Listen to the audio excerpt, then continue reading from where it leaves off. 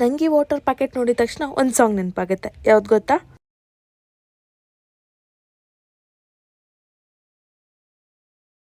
ಎಲ್ರಿಗೂ ನಮಸ್ಕಾರ, welcome back. ಇವತ್ತು ನಾವು ಹೋಗಿದ್ದು ನಮ್ಮ ದೇವರಾಂಧ್ರಗದ ಜಾತ್ರೆಗೆ. ಲಾಸ್ಟ್ ವ್ಲಾಗ್ನಲ್ಲೇ ಹೇಳ್ದಾಗೆ ನಾವು ಪ್ರತಿ ವರ್ಷ ಹಬ್ಬ ಮುಗಿಸ್ಕೊಂಡು ನೆಕ್ಸ್ಟ್ ಡೇ ದೇವರಾಂಧ್ರಗಕ್ಕೆ ಹೋಗ್ತೀವಿ. ಎಂಟ್ರಿ ಆಗ್ತಿದ್ದಂಗೆ ನನ್ನ ತಮ್ಮ ಟ್ಯಾಕ್ಸ್ ಆಗ್ತಿದ್ದ ನಮ್ಮ ಅಮ್ಮಂಗೆ. ನಮ್ಮಮ್ಮ ಚೆನ್ನಾಗಿರೋದು ಬೇರೆ ಕಡೆ ತಗೊಂಡ್ರು, ಅವ್ನು ಕೇಳ್ತಾ ಇರಲಿಲ್ಲ.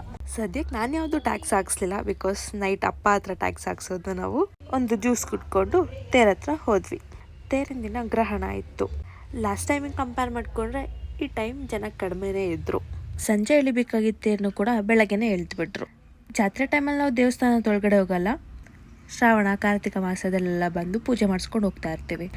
ಈಗ ಸ್ಟೋರಿ ಟೈಮ್. ಯಾಕೆ ಈ ಪ್ಯಾಕೆಟ್ ನೋಡಿದಾಗ ಆ ಥರ ಅನ್ಸುತ್ತೆ, ನಾನು ಚಿಕ್ಕ ಹುಡುಗಿದ್ದಾಗ ಅದನ್ನು ವೈನ್ ಅಂತಾನೆ ಅನ್ಕೊಂಡಿದ್ದು. ನಮ್ಮ ಪಪ್ಪ ಅದು ವೈನ್ ಅಲ್ಲ ಬಾಕುಡಿ ಅಂತ ಒಂದ್ಸತಿ ಕೂಡ್ಸಿದ್ರು. ಆವಾಗಲೇ ಗೊತ್ತಾಗಿದ್ದು ಅದರಲ್ಲಿದ್ದು ನೀರು ಅಂತ. ಆಗಲೇ ಹೇಳ್ದಾಗಲೇ ಸಂಜೆ ತೇರನ್ನು ಕೂಡ ಮತ್ತೆ ಎಳ್ದುಬಿಟ್ರು. ಇಲ್ಲಿ ನನ್ನ ತಮ್ಮ ನೋಡಿ ವಿಷಲ್ ಮೇಲೆ ವಿಷಲ್ ಹೊಡಿತಿದ್ದಾನೆ. ಇವಾಗ ಒಬ್ಬರು ಸ್ಪೆಷಲ್ ಗೆಸ್ಟ್ನ ತೋರಿಸ್ತೀನಿ. ಇವರು ನಮ್ಮ ಅಜ್ಜಿ, ಅಂದರೆ ನಮ್ಮ ಅಮ್ಮ ಅವರ ಅಮ್ಮ. They are my favourites. ನನ್ನ ಚೈಲ್ಡ್ಹುಡ್ ಎಲ್ಲ ಇವ್ರ ಮನೇಲೇ ಕಳೆದಿದ್ದು. ಸಮ್ಮರ್ ಹಾಲಿಡೇಸ್ ಆಗಿರ್ಬೋದು ಅಥವಾ ದಸರಾ ಆಗಿರ್ಬೋದು, ಏನೇ ಆದ್ರೂ ನಾನು ನನ್ನ ಕಸಿನ್ಸ್, ನನ್ನ ಅಕ್ಕಂದಿರು, ನನ್ನ ಅಣ್ಣಂದಿರು ಎಲ್ಲರೂ ಹೋಗ್ತಿದ್ದು ನಮ್ಮ ಅಜ್ಜಿ ಮನೆಗೆ. ಅದು ತುಂಬ ದೊಡ್ಡ ಸ್ಟೋರಿ ಇದೆ, ನೆಕ್ಸ್ಟ್ ಯಾವುದಾದ್ರು ವ್ಲಾಗಲ್ಲಿ ಹೇಳ್ತೀನಿ. ಆ್ಯಂಡ್ ಈಗ ಎಲ್ಲಡಿಕೆ ಟೈಮ್. ನಾನು ಯೂಶಲಿ ಹಾಕ್ಕೊಳ್ಳಲ್ಲ, ಬಟ್ ಸಕ್ಕರೆ ಜೊತೆ ಅಂದರೆ ನಾನು ತಿಂತೀನಿ. ನಮ್ಮ ಮನೆ ಫೈನಾನ್ಸ್ ಮಿನಿಸ್ಟರ್ ಬಂದರು, ಅಂದರೆ ನಮ್ಮಪ್ಪ ಕೆಲಸ ಮುಗಿಸ್ಕೊಂಡು ನಮಗೆ ನೈಟ್ ಸ್ಟೇ ಆಗೋದಕ್ಕೆ ನಿನ್ಬೇಕು ಎಲ್ಲ ಎತ್ಕೊಂಡು ಬಂದಿದ್ರು. ಈಗ ಟ್ಯಾಕ್ಸ್ ಹಾಕೋ ಟೈಮ್.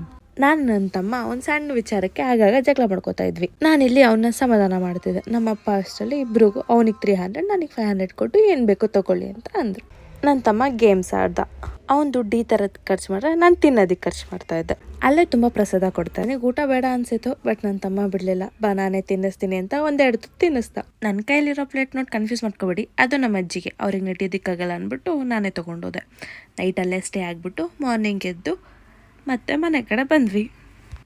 ಇಷ್ಟೇ ನಮ್ಮ ಬೆಟ್ಟದ ಸ್ಟೋರಿ. Bye guys.